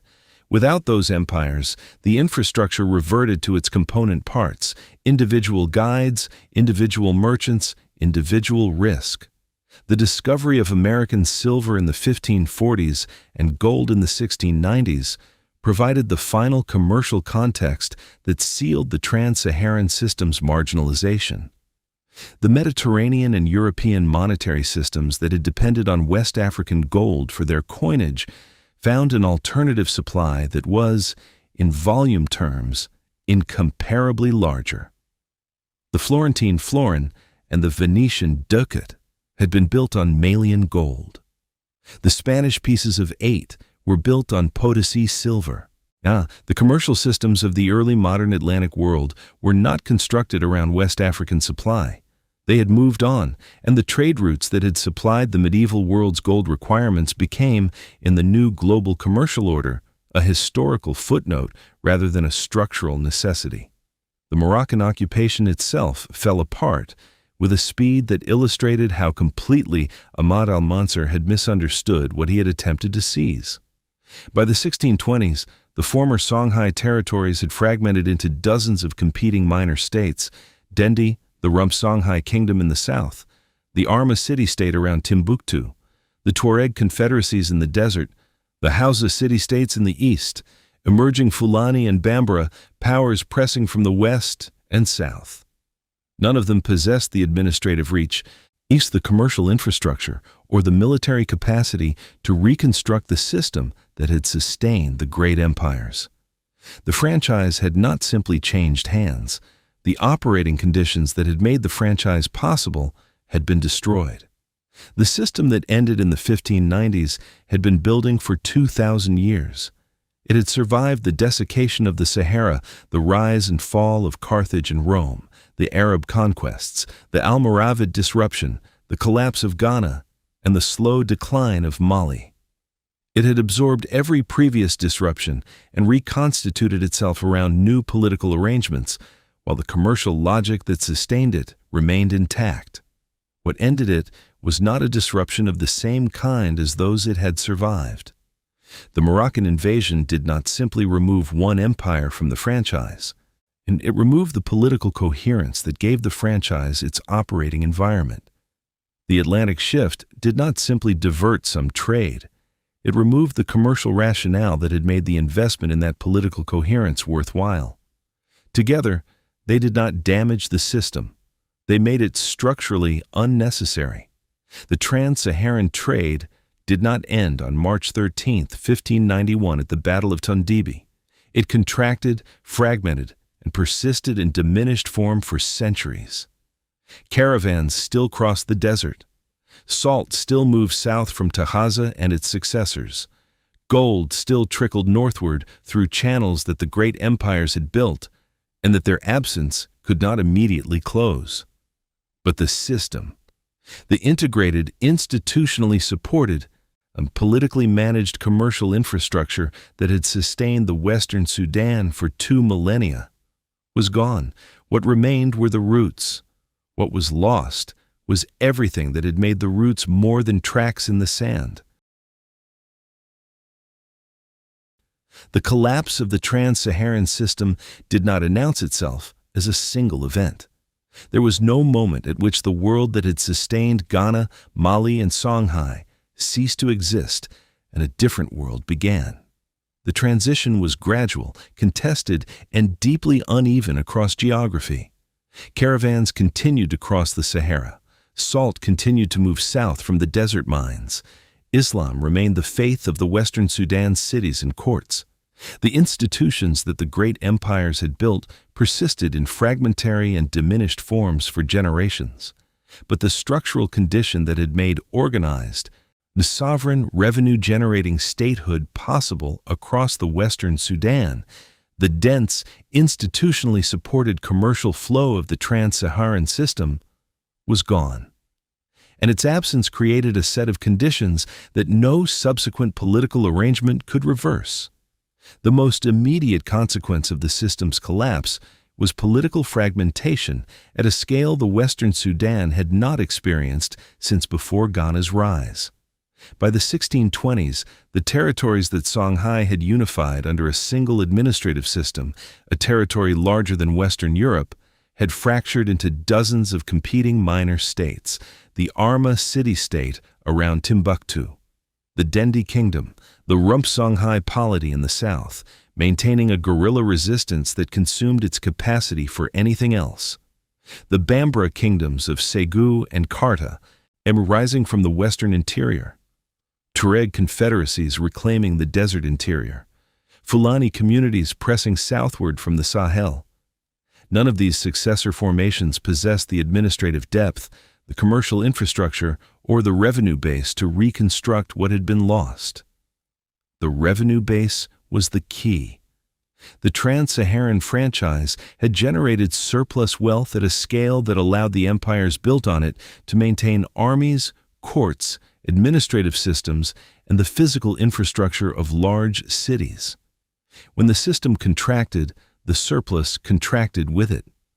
The minor states that emerged from Songhai's fragmentation were not simply smaller versions of the empires that had preceded them. They were structurally different, polities whose revenue came primarily from raiding, tribute extraction, and the slave trade rather than from the facilitation of a productive commercial system. The difference between those two revenue models is the difference between an empire that builds and one that consumes. The slave trade's acceleration in the 17th and 18th centuries was not an independent development that happened to coincide with the Trans-Saharan system's collapse. It was a direct consequence of it. The Western Sudan had always participated in the trade in enslaved people.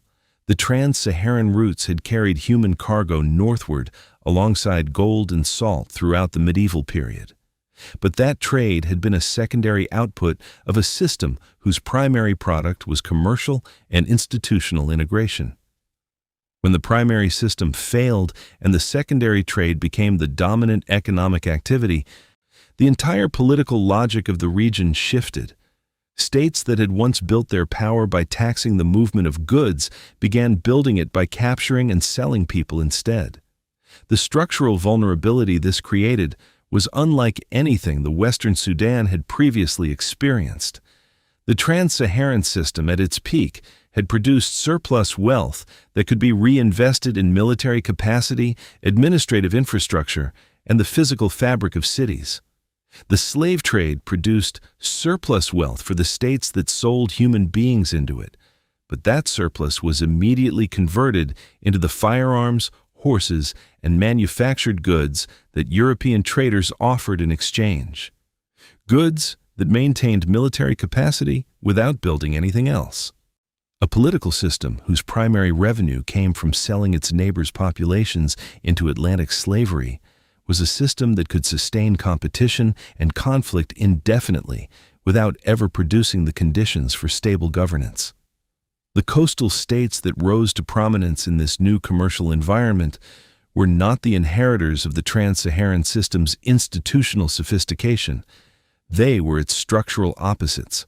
Dahomey, which organized its entire political economy around the capture and sale of enslaved people, built a state whose military capacity was formidable and whose institutional depth was shallow. A polity that existed to feed a trade rather than to manage a productive system. The Asante Confederation, which controlled the Akan goldfields that had once fed into the eastern Trans-Saharan routes, it redirected that output toward the Atlantic coast. The power centers of West Africa moved from the Sahel to the coast, following the commercial logic of the Atlantic economy with the same fidelity that they had once followed the commercial logic of the desert. The demographic consequences of the Atlantic slave trade were measured in millions and inscribed across generations. Estimates placed the total number of Africans transported across the Atlantic between the 15th and 19th centuries at approximately 12.5 million people. The majority came from West and Central Africa. The regions most heavily affected, the Niger Delta, the Gold Coast, the Bight of Benin, Senegambia, were precisely the regions whose political fragmentation following the Trans-Saharan system's collapse had created the conditions in which the slave trade could operate at scale. A politically coherent Western Sudan, organized around a productive commercial system with the military capacity to defend its populations, would not have been equally available for this kind of extraction. This is not to say that the Atlantic slave trade was an inevitable consequence of the Trans-Saharan system's failure, or that the European demand that drove it was somehow excused by the political conditions it exploited. The demand was real. The agency of its architects was real, and the moral weight of what was done sits where it has always sat. What the structural analysis adds is a dimension of causation that the moral accounting alone cannot provide.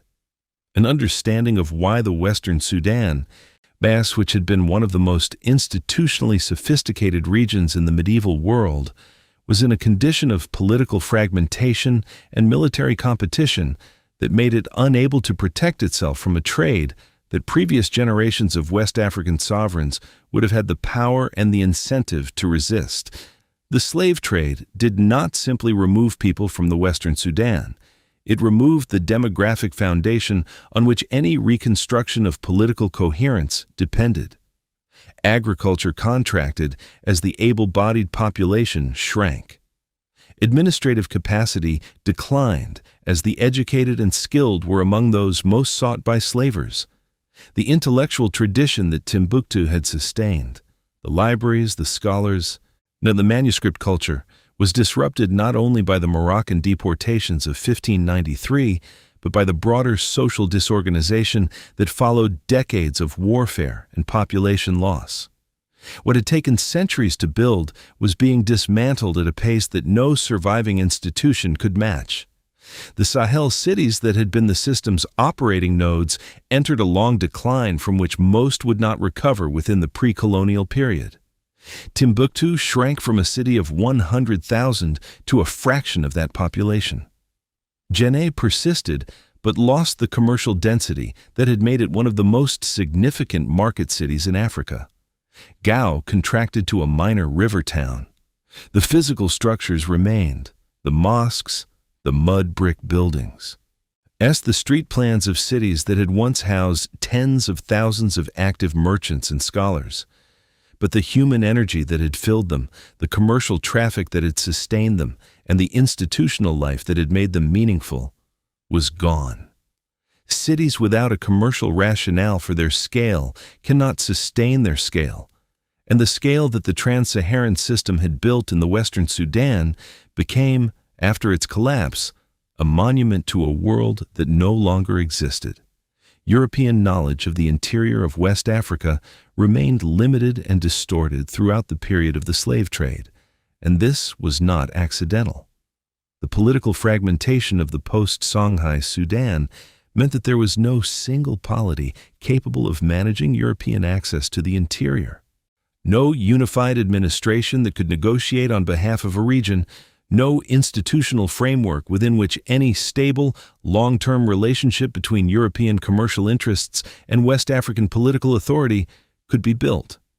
Europeans dealt with coastal states, bought what those states offered, and understood the interior of the continent through the filter of whatever information coastal rulers found it advantageous to provide. The image of Africa as a place without history, without institutional sophistication, without the political organization that might justify treating its people as sovereign. This image was constructed from knowledge of a region whose history and institutional sophistication had already been destroyed. The Berlin Conference of 1884, at which the European powers divided Africa into colonial territories, drew its borders through a map of the continent that reflected the political reality of the post-collapse Sudan, a fragmented landscape of small, competing polities, none of which commanded the territory or the institutional authority to negotiate with European powers on equal terms. The borders the conference produced ignored the ethnic, linguistic, cultural, and historical geography of the continent with a casualness that was possible only because the people drawing them understood the interior of Africa as a space without meaningful prior political organization. The empires of Ghana, Mali, Su, and Songhai, civilizations that had governed territories larger than Western Europe with greater administrative sophistication than most contemporary European states, were not part of the European geographic imagination when those borders were drawn. The Trans-Saharan system that had built and sustained those empires was even less so. The modern map of West Africa is in large part a cartographic record of the Trans-Saharan system's aftermath. The countries whose borders cut across the routes, the goldfields, the river systems, and the cultural boundaries that the medieval empires had organized their politics around are countries whose current political geography was designed for extraction rather than governance. Designed, in fact, by people who did not know and did not need to know what had existed in the same space before them. The Sahel's poverty, the fragmentation of political authority across the region, the weakness of state institutions relative to the scale of the territories they nominally govern. These are not the conditions of regions that failed to develop. They are the conditions of regions whose development was systematically interrupted and whose most productive institutional heritage was erased. The Trans-Saharan Trade also left something that the political collapse could not erase. Islam, which had arrived along the desert routes as a commercial technology and a faith, took root in the Western Sudan at a depth that outlasted every empire that had carried it. The scholarly tradition of Timbuktu, disrupted, dispersed, and partially destroyed, persisted in the private libraries that Timbuktu families protected through the Moroccan occupation. Yet through the political chaos of the 17th century, through the Tuareg raids of the 18th, and into the 19th. When scholars began recovering those manuscripts in the 20th century, they found a record of intellectual life that spanned 5 centuries and covered every field of knowledge the medieval Islamic world had cultivated. The tradition had survived what the institutions had not. The Arabic literacy that the trade had spread through the Sahel became the administrative and religious language of the reform movements that attempted to reconstruct political order in West Africa during the 18th and 19th centuries. The Fulani jihads that created the Sokoto Caliphate in what is now northern Nigeria. The theocratic state that Ahmadu Labo established in the inner Niger Delta in the 1820s. So the broader wave of Islamic reform movements that reshaped the political geography of the Western Sudan before colonial rule arrived, all of these drew on the scholarly and administrative tradition that the Trans-Saharan system had deposited in the region across centuries of commercial and intellectual connection. The system's institutional products outlasted the system by 200 years. The gold that had once moved north through the Trans-Saharan system continued to reach the Mediterranean and European economies, but through different channels and in different volumes. The Atlantic route brought West African gold to Lisbon and Seville. American silver and then American gold replaced it in the monetary systems of the early modern Atlantic world. The Italian banking families whose medieval fortunes had been built in part on the management of gold arriving from the Western Sudan through North African intermediaries found new instruments and new sources. The financial architecture of early modern Europe was built on a foundation that the Trans-Saharan system had helped to lay, by decades of supplying the gold that the medieval monetary system required. Its disappearance as a supplier was absorbed without crisis precisely because the transition to American supplies had been well underway before the system's final collapse. The Sahara itself continued to be crossed. The caravans that survived into the 19th century still moved salt from Taoudeni, the successor to Tagaza, south to Timbuktu. And the Tuareg still navigated the interior routes that their ancestors had managed for 1,000 years. The knowledge, the physical paths, the oases, the geographic infrastructure of the system persisted long after the commercial superstructure built on top of it had been stripped away. What had been lost was not the ability to cross the desert. What had been lost was the reason to do so at the scale and with the institutional support that the great empires had made possible. The Sahara went back to being what Ahmad al-Mansur had wrongly imagined it always was, a barrier rather than a highway. The historiographic erasure of the Trans-Saharan system is itself a consequence of the collapse it describes. The empires that the system built, Ghana, Mali, Songhai, were known to the Arab geographic tradition in detail. Ibn Battuta had walked through the Mali court and described its institutional sophistication for an audience that understood what he was describing. Al-Bakri had documented Ghana's taxation system with the precision of a man who recognized it as one of the most coherent fiscal architectures he had encountered. These accounts survived. They were there to be read, but they were read by the European scholars who shaped the modern understanding of African history through a prior assumption that sophisticated pre-colonial political organization was not something that had existed in sub-Saharan Africa, that made the accounts appear anomalous rather than representative. The argument that the Trans-Saharan Trade was the structural condition that made West African history possible is not a claim about cultural superiority or civilizational hierarchy. It is a claim about causation. The conditions that produced Timbuktu, the geographic position, the commercial rationale, the institutional investment, the accumulated intellectual capital, were the output of a specific commercial system operating at a specific historical moment. Remove the system, and the conditions do not persist. The decline of Timbuktu after 1591 was not a failure of the people who lived there. It was the predictable outcome of the removal of the economic and institutional foundation that had made the city's scale and sophistication possible in the first place. Understanding this does not diminish what was built. It explains why what was built could not survive what destroyed it. 2,000 years of trans-Saharan commerce built some of the medieval world's most sophisticated states, its most productive scholarly institutions, and its most elaborate long-distance commercial infrastructure.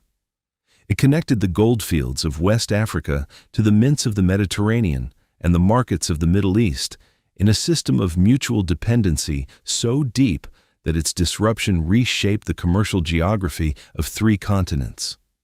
The empires it produced, Ghana, Mali, Songhai, were not anomalies or curiosities in the history of human civilization.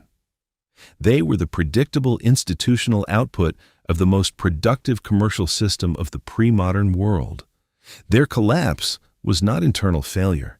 It was the consequence of forces, geographic, technological, and military, that no empire, however sophisticated, could have anticipated or withstood. The world they built deserved better than to be forgotten. The world that replaced it deserved better than to be misunderstood.